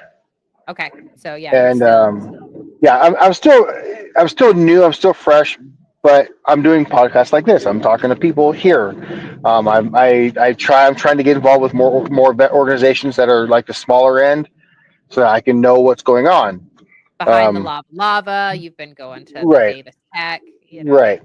I'm still trying to go to church. That's not gonna stop. I still go to church. I still try to be involved. I work a lot. I work a lot of hours. I don't make a lot of income, but I work a lot. I just try to stay busy. But I'm trying to bring that same mentality ahead in Texas of like, it can happen there. Why can't it happen here in Utah? Like, I want to bring that here. I want to, again, veterans being a national thing, not a state thing. I want to bring that here. Sorry, not question, but comment. I just realized that the last person that we interviewed, okay, we need to get you connected with him. He is a brand new startup nonprofit that they haven't even like officially started like getting people involved yet. Okay. They are providing climbing opportunities out in the mountains. I think that you would be perfect to get connected with him. Sorry, I was just, this is what I do, the networking. Yeah, no, That's I fine. think it would be great to help with kind of bringing some of that same mentality into what he's doing, to bring what you experience there with all of the nature and the activities. Mhm. Yes, I'm gonna get you Yeah, guys you get to connected. go hang out with Sergeant Major. Yeah, Yes, Yeah, man. yes. Yeah, Yeah. yeah. I'm gonna get you guys connected after this. Please don't let me forget. But that Yeah, will be yeah. perfect. I think you guys will be able to support each other and help. But continue. What? Sorry. What? Well, it's funny you said it because we are all like adrenaline junkies. My gosh, we joined the military. Um, Warrior Tower. We go. Some of us are airborne. Some of us are air assault. Some of us are Marine Corps. You know, hoorah, right? Right. But like it's just like you hunt, you fish, you climb, you hike. I don't hike mountains. I abhor hiking. I can't stand mountains in Utah are horrible. I can't stand them. I don't know why people like it, but it is what it Maybe is. the connection is not the best. No, because I love to climb. I just can't. Okay. I just All don't right. hike. Hiking is Um, different than Okay. That's good. climbing. Yes. That's good. hiking, yeah, They'll hiking is drive, different than hiking. you Yeah. where you need to Yeah. go. Okay. But if I can bring that mentality of like, because I'm energized in what is available. I want to. I know what you can do because I did it. I did it in Texas. I know the drive. Like I'm driven to do that. That's what I want to do now. That's the drive of like opening batting cages or starting my own t-shirt company, kind of like grunt style. I want to do that kind of thing where I like put slogans of like politicians on shirts because they're stupid. Uh, you know, um, You like should get involved with Cash Coffee too. That would be perfect. Cash Coffee is our sponsor. They make smart ass t-shirts all the Oh, time. yeah. So we're and gonna get you connected with Definitely your them. people, man, for let's sure. go. What? Because Joe Biden was like buy a shotgun. There's no greater Second Amendment than that. And Joe Biden said go buy a shotgun. So you know. Yes. I mean, yeah, We're let's gonna do it. get you connected. I told you before this that there's some networking that I'm gonna do with you, and I got you. So I will tell you, man, since I've met Marie and stuff, I mean, I've learned a lot about Utah and the opportunity it has for veterans, and I've gotten to meet several veterans out there, and there's a lot of different opportunities out there, which is amazing. So, Okay. yeah, definitely meeting Marie and getting in touch with her. She's Miss Network right now. She's got us like freaking. We're already like I told you guys, it is November. We are booked out to like March or something with guests Sweet. from Marie, because Marie is just boy. You put her on a task, she'll nail it. Heck There, yeah. there you go. See, but see, so that's what we do, right? Yep. Absolutely. So, but yeah, that's my story. That's what I want to do. I want to, I want to bring happiness and purpose back to lives that maybe somebody has lost that purpose, a sense of purpose, or doesn't remember what it is. That's what I want to do. So, can you? how fresh Oh, were go you ahead. from your divorce and stuff? Are you still going through a lot of that kind of stuff? Your separation? I mean, I know that's always a struggle, or have you been able to kind of heal from that part? Or what are you doing? What are you doing now to help you continue healing? If anything. She left in May. Okay. She just straight up. I was at work and the camera went off, and I looked. I said, "Well, what the heck? There's a U-Haul there," and she started moving out, and I went into like a dark, deep spiral. I'm not gonna lie. I attempted a couple times, Wow. and it was bad. It was bad. But I have since seen a therapist. I talked to the VA, but everybody knows about the VA. It's trash.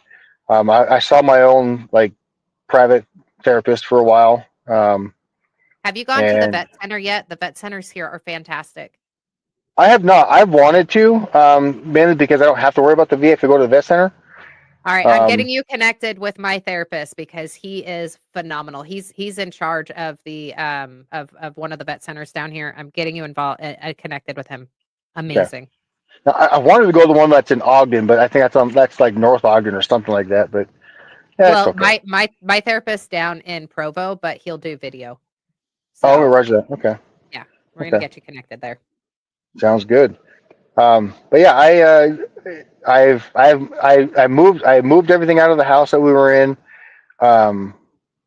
I mentally, it took a while for me to like just kind of get moving.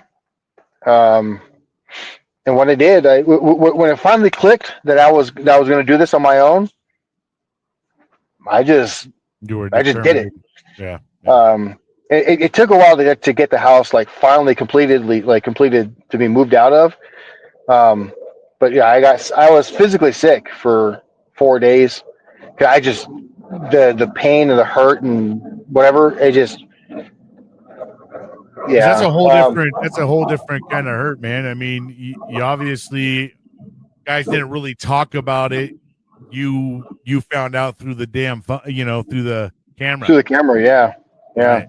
And she became like no contact after that, and I was like ghosted pretty much after that. Straight up ghosted. I mean, wow. Even to this day, yeah. Yeah. So that's hard. So you never got any closure, right? In your eyes, yeah. You probably got no closure to that. Right. Yeah. There's still because she went through the church, and like everything's third party to her. Like I have to go through the church to get in contact with her. And then she was like always complaining about like I had all of her shit at the house. I was like, well, if you didn't break in my house, if I didn't,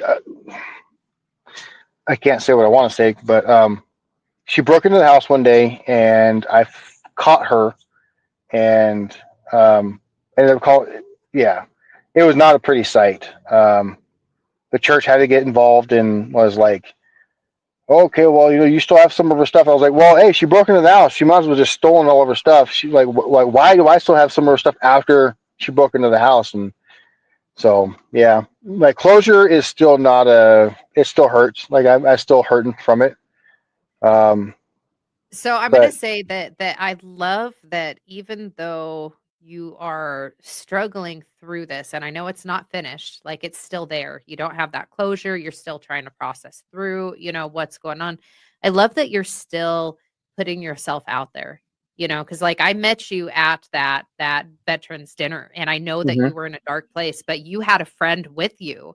And that was beautiful because you came with a friend. You're like, I'm not okay. You had your friend there. You've told me some stories about how, in those darkest moments, you had your brother call, which was wonderful, and you're actually answering the phone and you're actually talking. And you're pushing through, dude. Like you're keeping going. And then you decided to come here and to come share your story. And to show others that, hey, shit sucks, but I know that I'm not alone and you're not alone. So I think that it's very beautiful that you are here and that you're pushing through. And I'm so grateful to have met you and to see this strength that you have inside to reach out. Because, people talk about resiliency, right?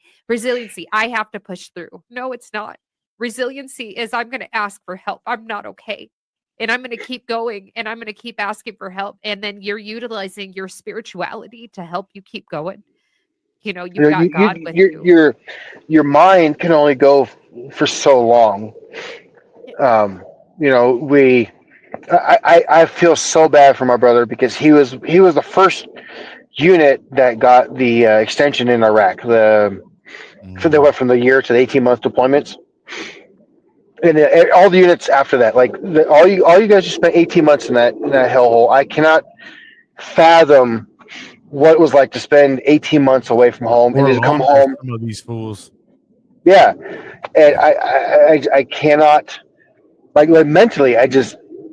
But like this separation but my first wife, divorcing her, wasn't all that hard. Like. It was kind of a mutual thing. It had been going on for a while. And then this one here was like, it was so brutal in the way it happened. It was just sudden. And like, you over here making me cry. It's like, You're good, brother. um, like mentally, we are able to comprehend and mentally work through things more than we think we know. But why work through things like single when we can work together as a unit, as a line, as a, together. We have our battle buddies.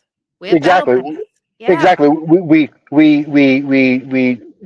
We drank together. We partied together. We fought beside each other.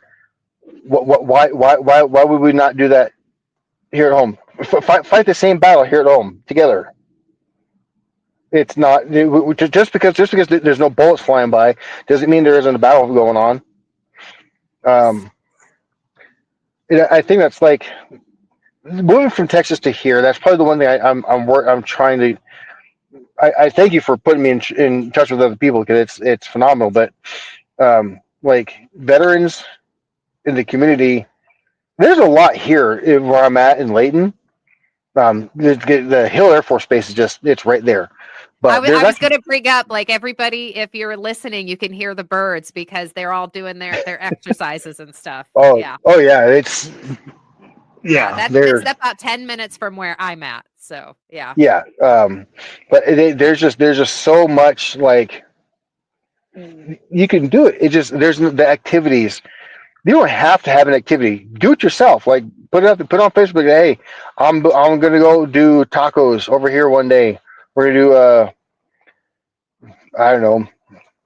I can't think of it. I can't think of anything right now. But like pizza Wednesdays over here at Pizza Pie Cafe, veterans, whatever, and then just do it. Just go eat.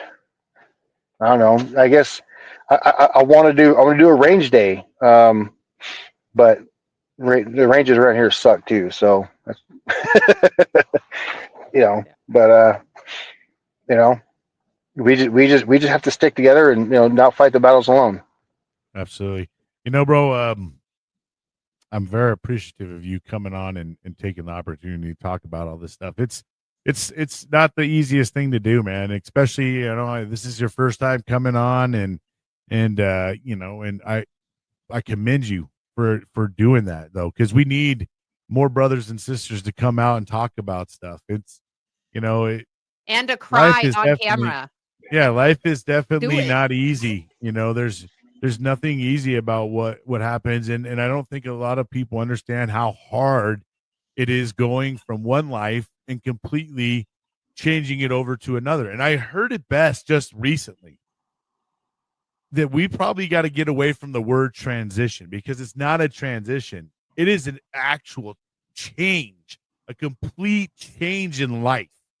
It's not even, when you transition from one thing to a kind of another. This is, you got to rewire your brain. You got to rewire the way you're thinking. It's no longer a transition. It is a complete change in your life. And we have, and that's a hard thing. It's, we're not just smoothing into something. It is like a hard cut, bro. And some of us go in and do jobs that don't equate to what we do when we get out. So like, and there's a lot of people out there, like we were just talking to a sergeant major. When he goes out and tries to get a job, do you think he's going to be treated like a sergeant major at his next job? You know what I mean? Likely no, man. He'd be like, hey, take a broom, you new guy. You know what I mean? Like he's right back at the bottom again, and so it's a lot of people don't understand. There's nothing smooth about getting out of the military. And they, even no matter how much they try to give you these courses and classes, because we are so wired and trained to be warriors while we're in, and it's needed. You do need us to be that way. Yeah. But what the hard part about it is the hard cut. They're like, oh, hey, you're getting out. You ain't really shit to us no more. Yeah. Think about this. When you were in, bro, how much did you talk about veterans while you were serving? None. Never, right? But then we all become those people, right? Or you talk shit about them, like, oh, look at those guys wearing the hats and, you know, the tattoos, you know, and yeah, here I am now. Now I'm that same dude. I'm the same I way. was a young motivator, you know, when we're all motivated, we're like, try to disassociate, like try to have the lowest haircuts and get away with everything we could. But when we get out, we become a little bit more gung-ho with it because, man, you start to realize real quick how much you miss the clowns. You don't miss the circus so much, but you miss the clowns. Yeah. Right. Yep. And we don't have them to our left and our right anymore to kind of bounce things off and kind of endure the suck with. So we're stuck with it, kind of trying to fend it on our own. You know, and that's hard, man. And a lot of times it's a lot easier just to say, fuck it, I don't feel, fuck it. You know, it's a lot easier to say, fuck it, right? Yep. Oh yeah. I think you said something. You disassociate yourself while you're in uniform because that's what we do, and then you disassociate yourself from the civilian world because that's not what you were. Like your formative years. You know, in your formative years, you were this. You know, you were here, and then now you're trying to do this, but